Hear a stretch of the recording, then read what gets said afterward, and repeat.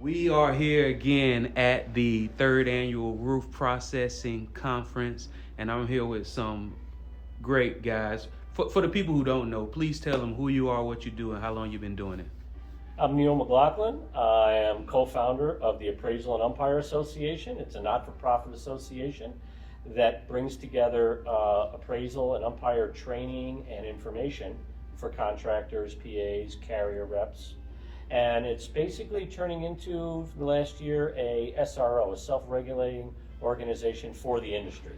So we're pretty excited about it. Got it. And I'm Saul Simmons. I've been an appraiser and umpire going back, probably 2002. Just like everybody else, faked it till I made it. I'm the founder and principal co-founder with Neal of the association. Like Neal, I have my own company, FloridaInsuranceClaimSolutions.com and LossAppraisers.com. And I strictly do appraisal and umpire work. And I was fortunate enough to meet Neal a couple years ago.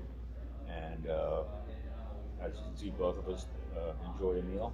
So we sat around and we talked about what are issues in appraisal and umpire that are making it difficult for the insureds, for the carriers, for the contractors, for the roofers, for everybody in the business to efficiently and fairly get claims processed and paid. And through collaboration and a lot of thought, we put together what we believe is going to be a fantastic protocol to make appraisal and umpire user-friendly for both sides. We're not a PA organization, we're not an IA organization, we're not a defense organization, we're not a plaintiff's organization.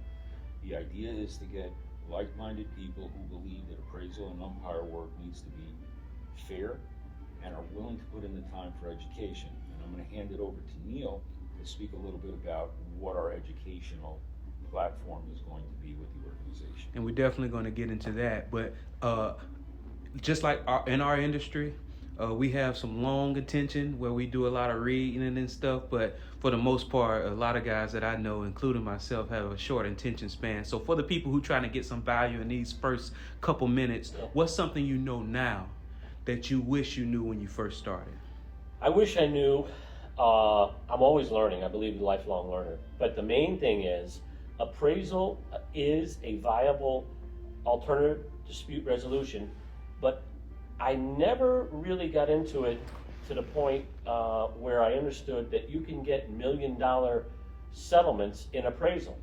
The mindset always used to be, and probably is for some of you people out there, and I'm talking to you, that you have to get an attorney involved, you have to go to litigation in order to get those $1 million, $3 million, $6 million, $9 million claims settled. I've been part and party to settlements in the millions of dollars in appraisal. It does happen. It happens on a regular basis. We just don't advertise about it. We're not on Facebook showing checks and all that kind of crazy stuff. But it does happen, and it is a viable alternative. It's one of the alternatives. I'm the first one to say when it's time to call the attorney, it's time to call the attorney. But appraisal has its place in the claims process. All right? And that's something that a lot of people are under the misconception that you cannot get large claims paid in appraisal, and we're here to tell you can. So it seems like even if somebody sees that appraisal is an option in a policy, the old school of thought was if it's in the millions, go straight to attorney. Got to go to an attorney because they'll never pay it without litigation. Not true. Not true. And a lot of the carriers have gravitated either to one of two ways. Either they don't want to have appraisal because they want it to be in litigation, yet at the same time criticize the litigation process. Others go right to appraisal because they do realize that if appraisal is done correctly, it is what it's supposed to be. Appraisal is nothing new. It's been around for, 100 years, if not more. And the idea is simple. You have professionals who are able to assess what the damages are, what should be done. In an informal manner, get together and resolve it. So some people get confused between appraisal and arbitration. Arbitration is a proceeding that's almost like legal. There's experts, you swear in people. It's almost like a mini trial. That's not what appraisal is. Appraisal is people getting together on a technical basis, preparing their position, discussing it. The two appraisals can't decide it, then they bring in an umpire. And that umpire comes in and he helps both sides see the light, so to speak, And he may rule with that person either totally, with some things, or with others. Like Neal, I'm an umpire as often as I am an appraiser. So it's a process that we've seen work. Mm-hmm. And it is, multi-million-dollar appraisals is not an issue. And one of the things that you need to do if you're going to be a good umpire, a good appraisal, is there's no difference between a multi-million-dollar claim or a $20,000 claim. The outline It's the same process is the same. You're just dealing with bigger figures and more complicated line items and more line items in the claim. And I still remember the first time I took my first commercial claim as a public adjuster, and that's what everybody kept saying. It's just bigger numbers. And I'm looking like, no, it has to be more complicated. Oh no, it's just bigger numbers. No, it's not. It's more complicated because sometimes, for instance, if it's a home, okay, that gets racked by a hurricane, yeah, it's the same type of line items, and it's a bigger house and it's got bigger things. But a bigger house is going to have more engineering. A bigger house, maybe a historic home. There's all kinds of different issues. When you get to commercial, that's a completely different ballgame. All right, so I know, and you was about to add something. Go ahead. All It's right, your so- show. Oh, no, I'm no. stunned. Listen, this might be my show, but appraisal is y'all's It show. could always end up on a cutting room floor. Though, too. Oh yeah. All right, so you can edit this out. But the idea is too that we call it at this point in time over the years recently, more people are getting into appraisal, more contractors, PAs are aware of appraisal, getting into it, doing it. The problem is it's like the Wild West out there. There really is very few groups or organizations that provide any offers of training. And really, we've kind of positioned the association to be as a group, and we have people in California, people is to be more of a self-regulating organization for the process of appraisal, because we're really carrier input as well as contractor side, insured and insurer both have input into our best practices in appraisal. The problem comes in with appraisal a lot of times is it's usually a long paragraph in the policy. That's it. There's not a lot of direction. So when there's not a lot of specific direction, it leaves it open to interpretation. Can I give you a perfect example? Yes, sir. Sorry, so I was one that I'm on right now. So in a commercial policy, the appraisal clause is a little different. Residential, as you know, it says, well, you have to pick an appraiser within 15 days and you either have to be competent or disinterested or impartial. Well, when you get to a commercial one, they're a little different. It'll have a provision in there, especially let's say if it's business personal property, that'll say each appraiser must state, S-T-A-T-E, the value of the loss and the amount of the loss. And I had one wise guy recently say, oh, state? Well, my number's 500,000. Well, to the panel, I said, well, that's my number. So Neal brought up a very important point, which is the appraisal provision itself. There's case law about a lot of it. State by state. But most of it is, what does the carrier have to do? What does the insured have to do? There's not a lot of case law out there as to what does the term mean. Now, whether that state issue is going to become an issue on that one that I have, I don't know. But I use it as an example. So the idea of the organization is to not let stuff like that happen, so that when Neal and I, we're opposite side, or we're on the opposite side with you, and we see a provision, we're going to sit there and play games. And that's one of the big things about the organization. Education. Each person eventually in our organization will have the opportunity to be certified in 3 different levels. A standard certification, an intermediate, and advanced. And what does that really mean?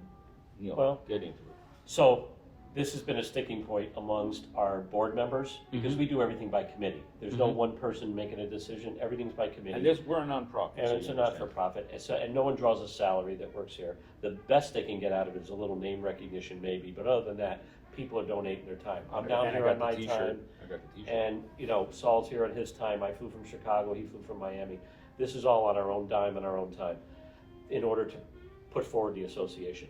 The idea, though, is that in the classes we've run, and we've been beta testing our classes, and this might scare some people off, we have about a 40% failure rate. And people will say, well, no one's going to be happy paying you money and then they don't pass the test.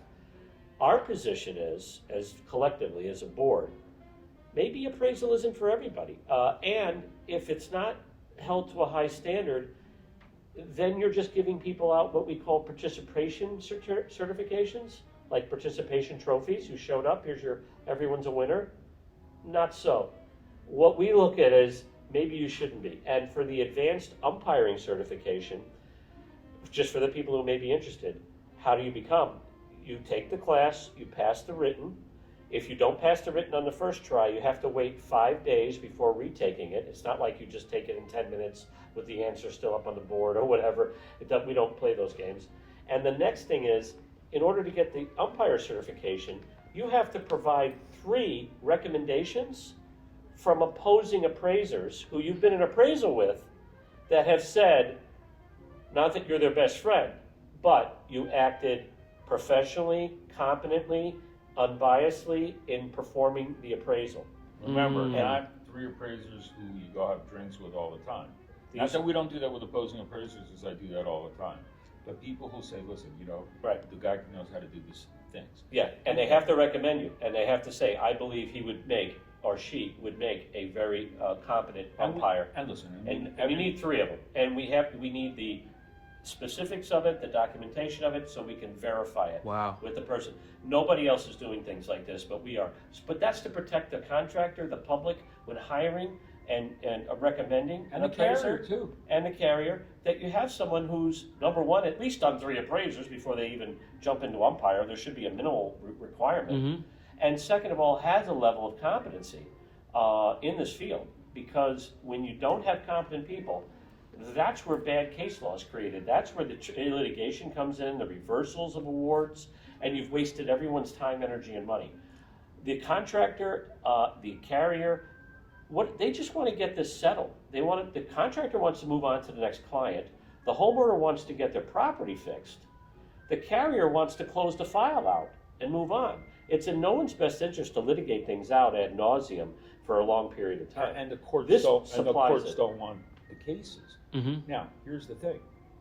There are a lot of cases that should not go to appraisal. They need to be litigated. Obviously, if there's a denial of a claim, it's not right for appraisal unless somehow both sides agree, which I've seen happen rarely. And they can still go. Good. There are certain states where appraisal is a little bit different. I didn't understand that. Where there's coverage issues that need to be decided before they go to appraisal. So it's not like everything is going to go to appraisal, but a lot of it is. So the organization's principles are real simple. You got to become a member. You got to be really someone who's focused on being better at what you do and being a member of an appraisal and umpire community that sees the light. You're going to be offered education. If you want to get certified, you're really going to have to study. You aren't necessarily going to have to physically travel, because we may do some of the We are going to training do learning. distance learning. That's been a request. Learning, but you're going to take a proctored test with real questions. It's going to be graded. It'll probably be a 70% requirement or a 75% requirement of getting the answers right. And then you'll be able to tell people, yeah, you know what, I went through the training. And we're not talking about sitting around for 4 hours. We're not talking about sitting around for 8 hours. We're talking about actual learning. Yeah. It's not going to be tedious, but it's going to be the ability, because you asked, what would I like to know now that I didn't know then? It's going to eventually, I want you to ask me that question 5 years ago to somebody else and say, hey, I wish I would have known that this training was available, so that as I got out there, I knew stuff a lot better instead of like I did. I had to learn it on the fly. Yeah, made a lot of mistakes. I don't think it's fair to either side for you to practice on someone's claim. Exactly. And the fake it till you make it program that's in this industry in a variety of positions. Because it was the only option for a lot. Right. Yeah. So this is a way for Guilty you as to charged. get Yeah. a level of competence. As I. Right. But that's not fair to the person whose home it is. That's their Exactly. biggest possession. Exactly. And it's not fair because you're not giving them a good service. This is a way for you to get caught up to a level of competency, and that's why the exam is so hard, the certification, and also, by the way, in case people are thinking to themselves, I can take the test even if I fail, and I'll take it again in 5 days. The second test It's different. It's different questions. It's not This the guy same here, questions. y'all. So, because we want to make it difficult Look at Saul smirking. He loves it. We want to make it difficult for a reason, because it really is that important to be competent. And when you find in industries that it's easy to get a license, it's easy to get certified, the certification becomes worthless at that point. If it's something to be strived for and something to maintain, then it's something of value. And in time, this is what the organization is striving for. So it's Appraisal and Umpire Association. You can find us at appraisalandumpire.com. We presently have a blog on Facebook, which is Appraisal and Umpire Forum. Please join it and participate if you want to learn Absolutely. more. I am a member.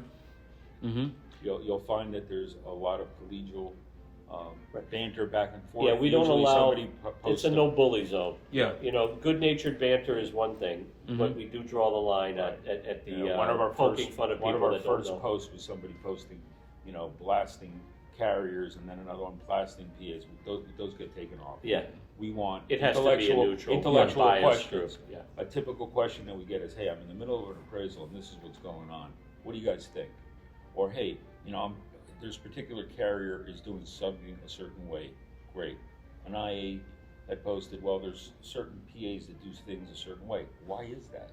And that's the whole thing. Here's a place where everybody's got a safe zone to come in, talk, and collaborate. Yeah. So we appreciate the opportunity to come on your Thanks for YouTube having us channel on. today. That's great. Well, how about this?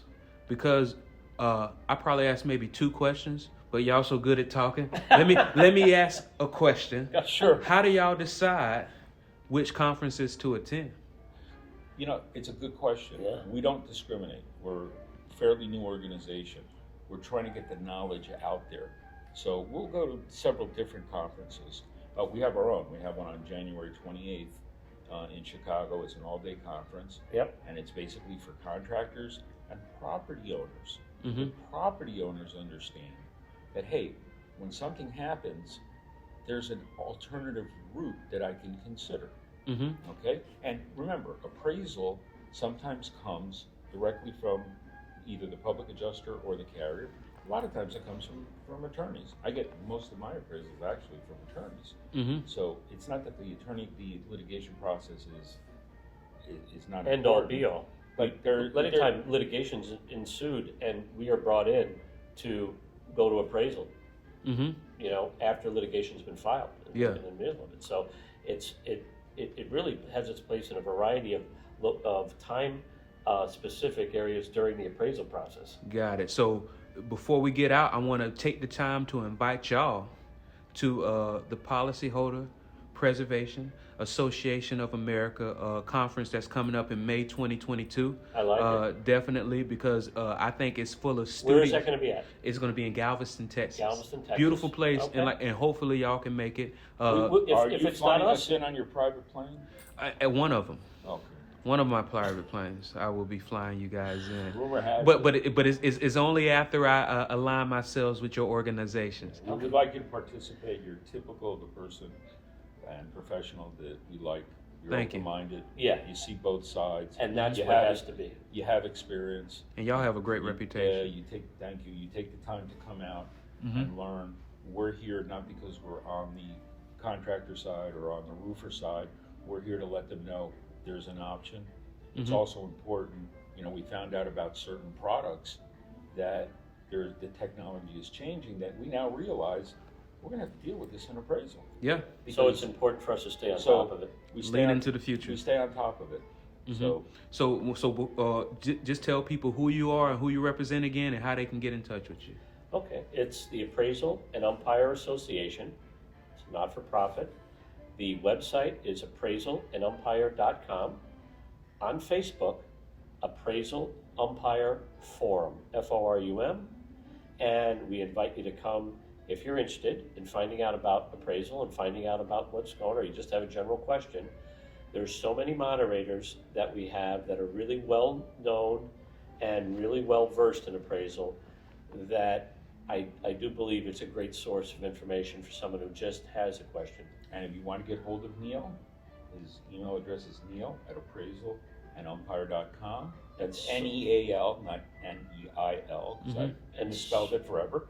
And I'm Saul, Saul, at appraisalandumpire.com. Not to be confused with Better Call Saul. But Yeah, and I love that show. And like I say, anybody who is just in my audience that are just not coming in awareness of them, before I met them, their reputation preceded them. Definitely people who, most people on both sides talk very highly. Thank you for talking to me. Appreciate it. Thank you. Thank you for talking with us. Yes, sir. All right. Be good.